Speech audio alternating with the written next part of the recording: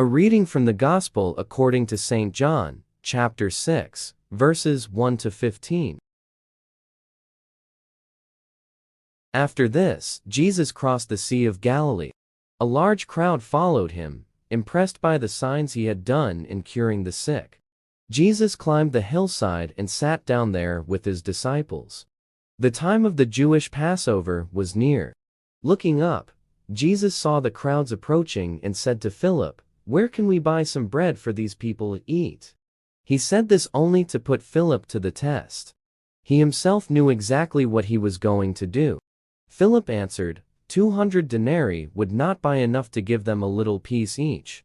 One of his disciples, Andrew, Simon Peter's brother, said, "Here is a small boy, with 5 barley loaves and 2 fish.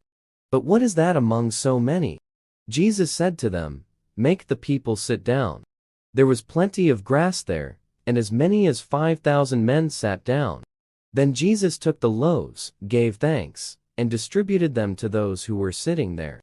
He then did the same with the fish, distributing as much as they wanted. When they had eaten enough, he said to the disciples, "Pick up the pieces left over, so that nothing is wasted." So they picked them up and filled 12 large baskets with scraps left over from the meal of 5 barley loaves. Seeing the sign that he had done, the people said, "This is indeed the prophet who is to come into the world." Jesus, as he realized they were about to come and take him by force and make him king, fled back to the hills alone. Reflection, multiplication, and sharing. As the Good Shepherd, Jesus did not like his listeners to go hungry.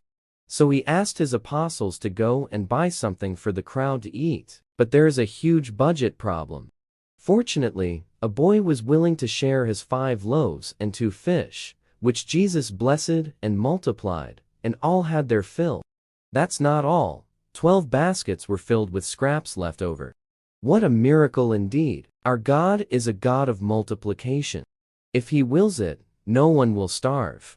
Our reading shows that Jesus is not concerned only with our spiritual needs, but also with our physical necessities. Yet, not a few commentators point out that if a boy brought with him food, most probably many people in the crowd also brought theirs. The miracle happened when they saw the generosity of the boy, and everyone started sharing their packed lunch to those without food. Indeed, the world has enough resources to feed the whole human race. The big problem is uneven distribution of wealth and the greed of a few. There are news reports of food items in some developed countries that go to waste year in and year out.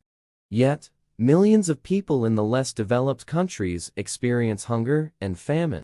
Obviously, there is lack of mechanisms by which this problem can be solved now and in the near future. Individually, there is much to be desired in the way we deal with the needy. May we look into our hearts and realize that our treasures are really not meant for us only, but they are meant to be shared. When we practice sharing, expect miracles to happen, just as Jesus had promised. Whatever we give will come back to us 1,000-fold. Luke 6:38. Luke 6:38. Thank you for watching and listening. Have a blessed day.